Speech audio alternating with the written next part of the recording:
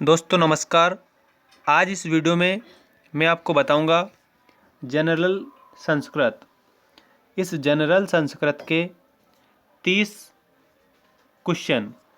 अब जो ये 30 क्वेश्चन हैं ये उन विद्यार्थियों के लिए मोस्ट इम्पोर्टेंट है जिन्होंने मध्य प्रदेश शिक्षक भर्ती परीक्षा और राजस्थान शिक्षक भर्ती परीक्षा रीट जिसमें संस्कृत को प्रथम लैंग्वेज के रूप में लिया है, जिन्होंने प्रथम लैंग्वेज के रूप में संस्कृत को चुना है उनके लिए ये मोस्ट इम्पॉर्टेंट है, और जिन्होंने द्वितीय लैंग्वेज के लिए भी चुना है उनके लिए भी मोस्ट है।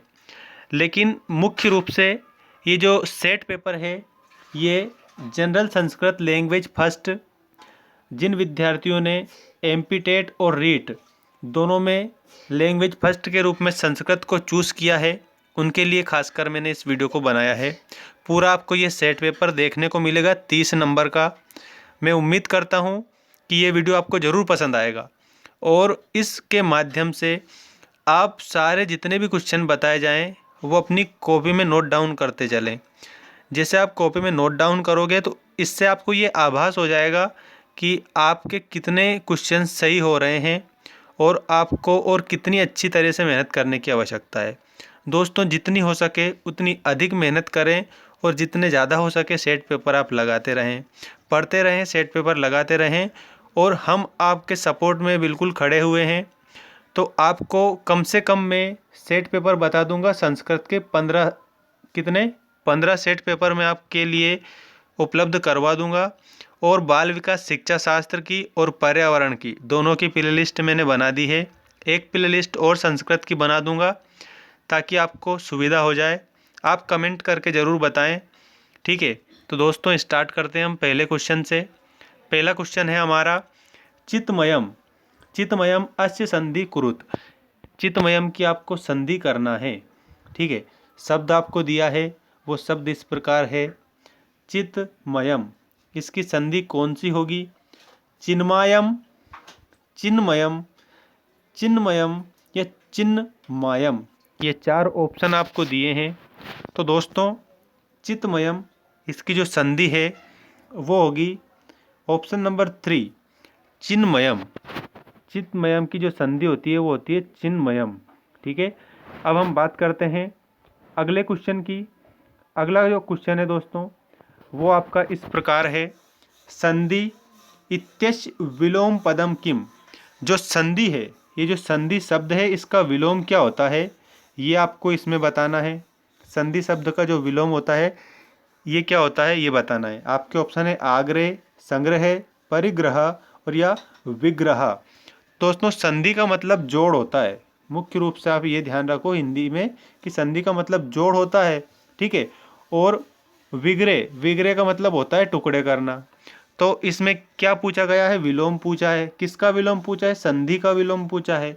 तो दोस्तों आप बताएंगे संधि का विलोम होगा विग्रह। क्या होगा? संधि का विलोम होगा दोस्तों विग्रह। तो इसका जो करेक्ट आंसर है वो क्या आएगा? विग्रह। दोस्तों आप अच्छे से याद रखें कि विग्रह आएगा। इसके बाद में श्री कृष्णस्य शंखस्य नाम किम। जो भगवान श्री कृष्ण हैं उनके शंख का नाम क्या है? आपके ऑप्शन इस प्रकार हैं। पहला ऑप्शन है पांचजन्यम, दूसरा ऑप्शन है कोणपणः, तीसरा ऑप्शन है पाशुपतम और चौथा ऑप्शन है पौंड्रम। दोस्तों जो भगवान श्री कृष्ण है इनका जो शंख है उसका नाम है पांचजन्यम। पांचजन्यम भगवान श्री कृष्ण के शंख का नाम है। आप याद रखें सभी अच्छे से कि पांचजन्यम भगवान श्री कृष्ण का जो शंख है उसका नाम है। दोस्तों आपको वीडियो पसंद आता है तो हमारे चैनल को सब्सक्राइब जरूर करें ताकि हमें इसी प्रकार का मोटिवेशन मिले और हम आपके लिए और भी कुछ अच्छी चीज़ें उपलब्ध कराएं। दोस्तों इसका आंसर क्या होगा? पांचजन्यम भगवान श्री कृष्ण के शंख का नाम। अगला प्रश्न आपका इस प्रकार है दोस्तों वच्च धातु कत्वा प्रत्यय रूपम किम। दोस्तों जो वच्च धातु और कत्वा प्रत्यय है इसका आपको रूप बताना है कि इन शब्दों में से कौन सा आपका वच धातु भी है उसमें और कत्वा प्रत्यय भी है, और इसका क्या बताना आपको? रूप बताना है। वच धातु कत्वा प्रत्यय रूप किम, कौन सा रूप है? आपके ऑप्शन है वाचित्वा, वचित्वा, वांगत्वा, या फिर वांछति। तो वच धातु और जो कत्वा प्रत्यय वाला शब्द है दोस्तों वो हो जाएगा आपका वाचित्वा। क्या हो जाएगा? वाचित्वा। याद रखें आप सभी ये वाचित्वा, क्योंकि इसमें वाच धातु है और कत्वा प्रत्यय है।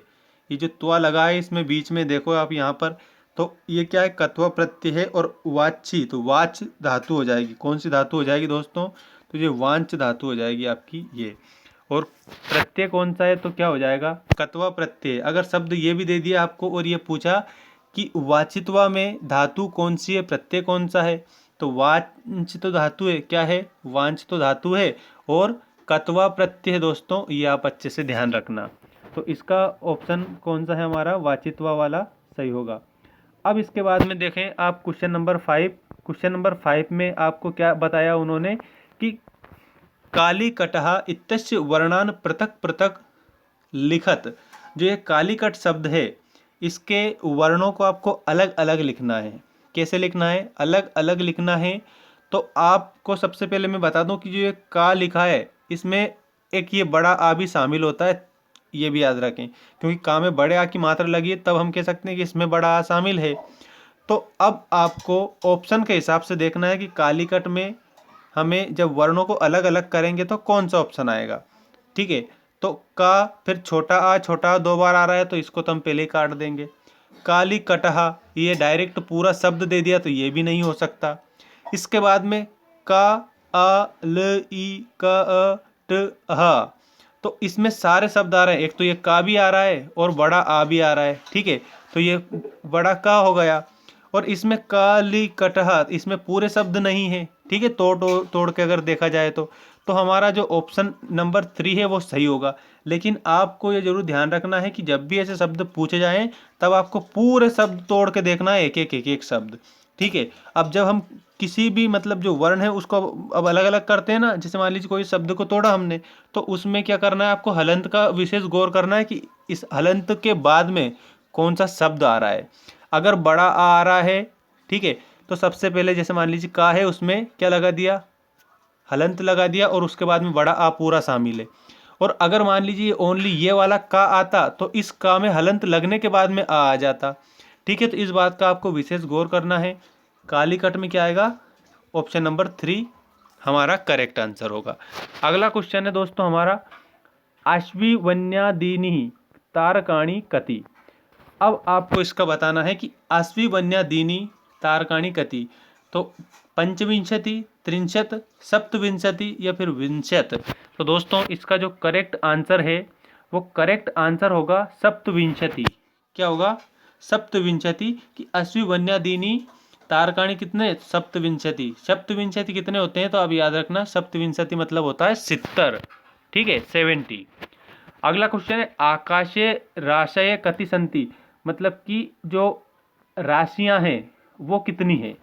ठीक है, आकाशे राशियां कति संति, कितनी राशियां हैं? 11, 12, उसके बाद में अष्टादश और चतुर्दश। ठीक है, एकादश, द्वादश, अष्टादश या फिर चतुर्दश। तो दोस्तों राशियां कितनी होती है? 12 राशियां होती है। आप सभी जानते हो कितनी राशियां होती है? 12 राशियां होती है। तो द्वादश मतलब होता है 12।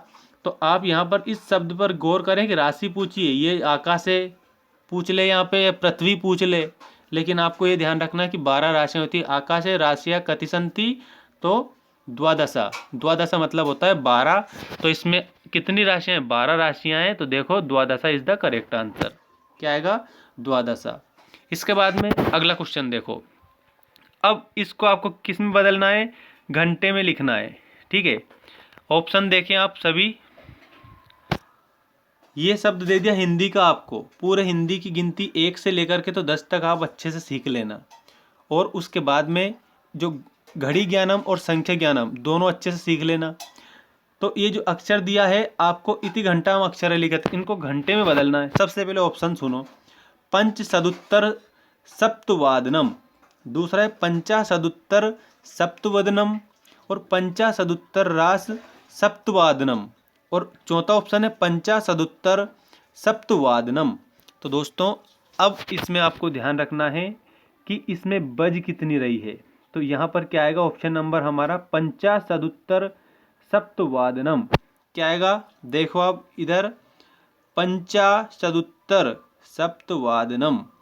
ठीक है, और बाकी सारे ऑप्शन क्या होंगे हमारे, गलत हैं। यही है पंचाशदुत्तर सप्तवादनम। इसके बाद में अगला क्वेश्चन है हमारा, विन्दते इत्यस्य पर्याय पदम किम। विन्दते इत्यस्य पर्याय पदम किम। इस विन्दते में पर्याय रूप बताना है आपका। तो विन्दते का आएगा दोस्तों लभते। क्या आएगा, लभते आएगा। विन्दते का हमारा आ जाएगा लभते। ठीक है, क्योंकि लभते और विन्दते दोनों एक ही बात है। ठीक है, तो याद रखना है आपको। इसके बाद में स्पर्श वर्ण के, अब आपको बताना है कि स्पर्श वर्ण कौन से हैं। ठीक है, तो स्पर्श वर्ण कौन से, कादयः, तादयः, ताडयः या फिर पादयः। अब इसमें देखो, का वर्ण भी दे दिया, का वर्ग दे दिया, ता वर्ग दे दिया, टा वर्ग दे दिया और पा वर्ग दे दिया। ठीक है, कितने वर्ग दे दिए, 1 2 3 4। अब चारों वर्ग चार ऑप्शन में दिए हैं, लेकिन स्पर्श वर्ण के पूछे हैं। जो स्पर्श वर्ण है वो कौन से हैं। तो दोस्तों आप इसमें याद रखना कि जो का वर्ण है, ठीक है, का वर्ग जो होता है, का वर्ग जो होता है वो स्पर्श वर्ण होते हैं दोस्तों। तो ये कादया आ गया, इसमें क्या आएगा, कादयः। इसके बाद में अगला क्वेश्चन है, शास्त्रालोके इत्यस्य संधि विच्छेदम कुरुत। मतलब शास्त्रालोक की आपको क्या करना है, संधि विच्छेद करनी है। शास्त्रालोकः इत्यस्य संधि विच्छेदम कुरुत, संधि विच्छेद करनी है। आपके ऑप्शन है शास्त्रलोकः, शास्त्रालोकः, शास्त्र आलोकः या फिर शास्त्र आलोकः। तो मेरे प्यारे दोस्तों इसमें आंसर आएगा शास्त्र आलोकः। क्या आएगा, शास्त्र आलोकः।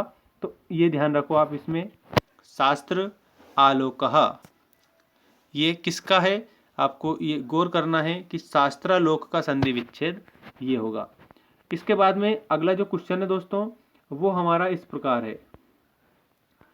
अब आपको वापस संख्या दे दी है, इनको किस तरह से लिखना है ये देखो।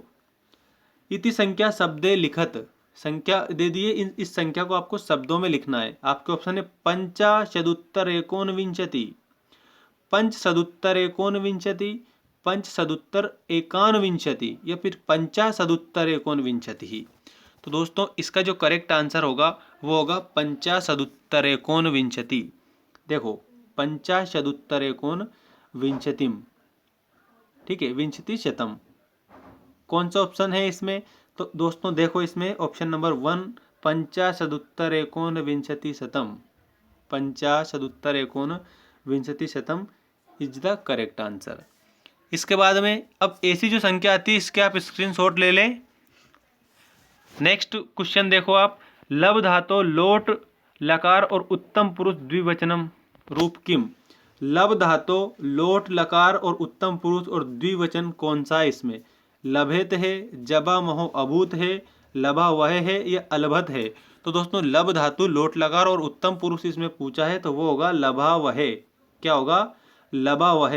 लब धातु की पूछा, लोट लकार पूछा, उत्तम पुरुष पूछा और द्विवचनम पूछा, तो लबा वह आएगा इसमें। इसके बाद में अगला क्वेश्चन है हमारा, मध्वरी इत्यस्य संधि कहा। मध्वरी की आपको क्या करना है, संधि बताना है कि इसमें कौन सी संधि। मध्वरी इत्यस्य संधि कहा, यण संधि, गुण संधि, वांतादेशः या फिर यांतादेशः। तो मेरे प्यारे दोस्तों इसका करेक्ट आंसर होगा यण संधि। कौन सी संधि आएगा इसमें, यण संधि आएगा।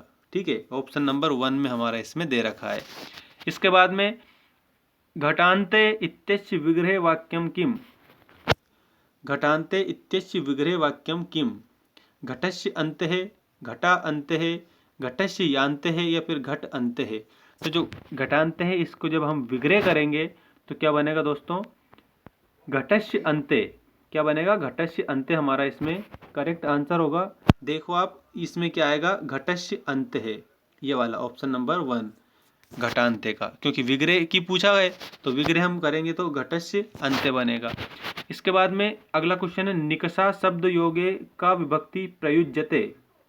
जो निकषा शब्द के योग से कौन सी विभक्ति इसमें प्रयोग हो रही है, तृतीया, वतुर्ती, प्रथमा या फिर द्वितीया। तो निकषा शब्द योग में दोस्तों आएगी द्वितीया विभक्ति। कौन सी विभक्ति आएगी? द्वितीय विभक्ति। तो द्वितीय विभक्ति हमारे ऑप्शन नंबर 4 में है। निक्सा के शब्द योग में द्वितीय विभक्ति है। अगला क्वेश्चन है प्रकांडम शब्दस्य पर्याय पदम किम? जो प्रकांड शब्द है इसका पर्यायवाची शब्द कौन सा है? पर्यायवाची पद कौन सा है इस शब्द का?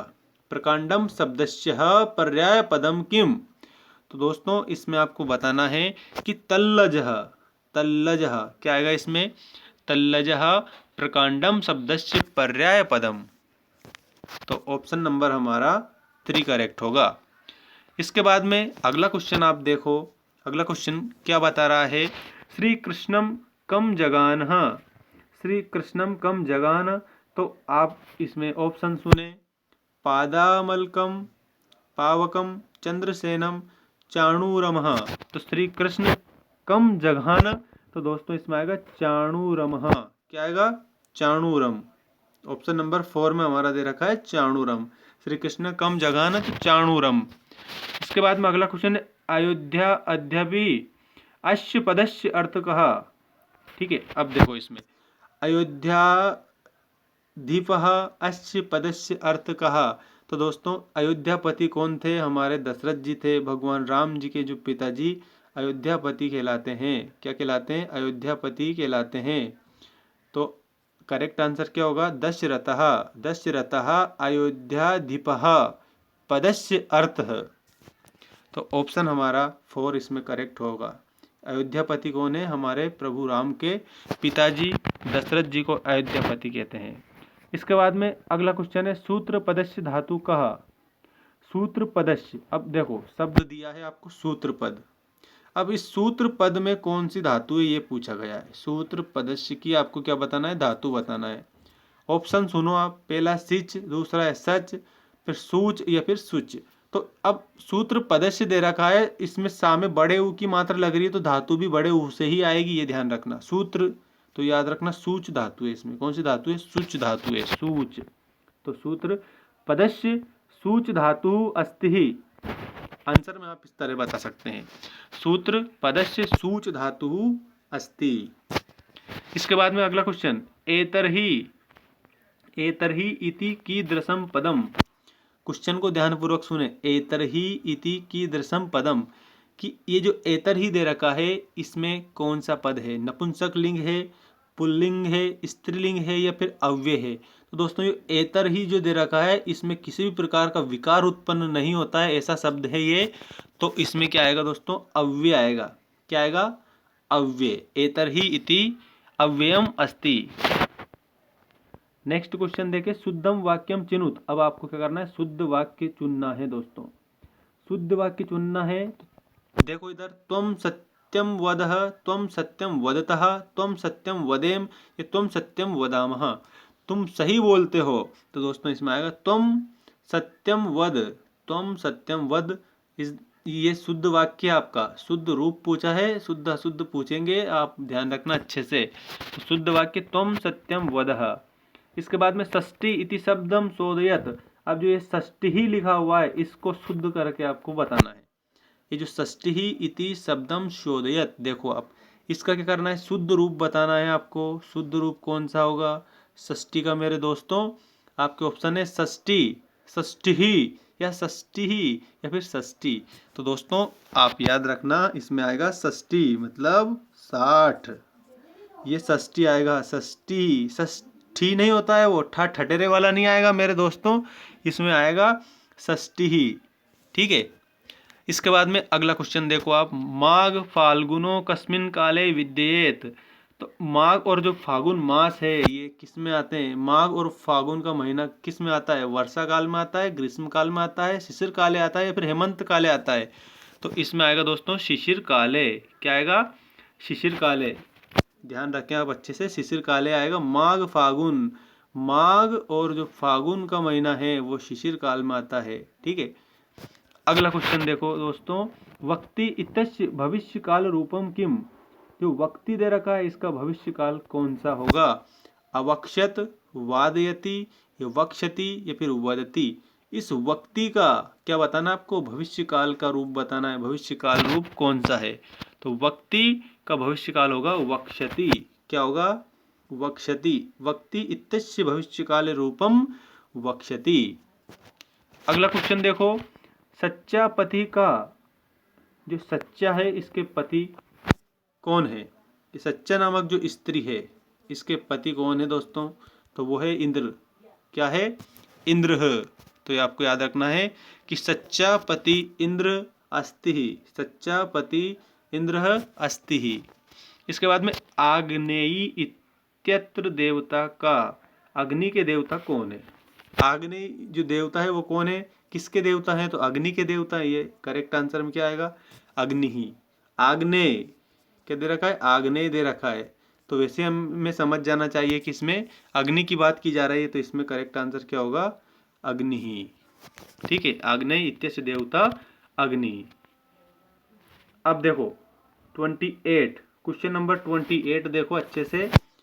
निस्वश्य इत्यत्र प्रत्येकः, निस्वश्य इत्यस्य प्रत्येकः, इसमें कौन सा प्रत्यय है? निस्वश्य में कौन सा प्रत्यय है? निस्वश्य में दोस्तों प्रत्यय आपको बताना है। ठीक है, ऑप्शन सुनो आप अच्छे से, कत्वा, तुमुन, ण्यप या फिर ल्यप। तो दोस्तों इसमें आएगा, जहां पर भी आपको ये वश्य, ठीक है, मतलब अश्य अगर बात आ जाए तो वो ल्यप प्रत्यय होता है। कौन सा प्रत्यय होता है? ल्यप प्रत्यय होता है। तो इसमें करेक्ट आंसर क्या होगा हमारा? ल्यप प्रत्यय। निस्वश्य इत्यत्र प्रत्यय है ल्यप प्रत्यय। इसके बाद में 29 क्वेश्चन, ये सेकंड लास्ट क्वेश्चन है। इसके बाद एक क्वेश्चन और रहेगा। दिवा इति पदस्य मूल रूपम किम, इस दिवा पद का मूल रूप कौन सा है? द्वि, दवः, द्यु या फिर द्वा। तो दोस्तों इसका जो मूल रूप पद है, ठीक है, पद का मूल रूप क्या है? द्यु। याद रखें आप, इसका आएगा ऑप्शन नंबर 3 दिवह। इसका मूल रूप अगर पूछा जाए तो इसमें क्या आएगा? क्या आएगा दोस्तों? द्वि आएगा, द्वि। मूल रूप है इसका द्वि। इसके बाद में अगला क्वेश्चन और लास्ट क्वेश्चन है दोस्तों, और मैं उम्मीद करता हूं कि आपको आज का ये हमारा जो प्रयास है अच्छा लगा होगा। आप कमेंट करके बताएंगे तो और भी इसमें के सेट पेपर डेली आपको 30 नंबर के संस्कृत के सेट पेपर में आपको बताऊंगा, जो कि मध्य प्रदेश शिक्षक भर्ती परीक्षा और राजस्थान शिक्षक भर्ती परीक्षा, दोनों भर्ती परीक्षाओं के लिए जिन्होंने संस्कृत लैंग्वेज फर्स्ट चुना है, लैंग्वेज सेकंड चुना है, इम्पोर्टेंट है उनके लिए। ठीक है, तो आप चैनल को सब्सक्राइब जरूर कर लेना। क्वेश्चन देखो आप, आविर्भव, आविर्भुव इति कस्मिन् पुरुषे अस्ति। अब जो आविर्भू दे रखा है इसमें कौन सा पुरुष है? तो दोस्तों इसमें प्रथम पुरुष है। कौन सा पुरुष है? प्रथम पुरुष है। आज के इस वीडियो में हमने 30 क्वेश्चन जाने। कितने क्वेश्चन जाने? 30 क्वेश्चन।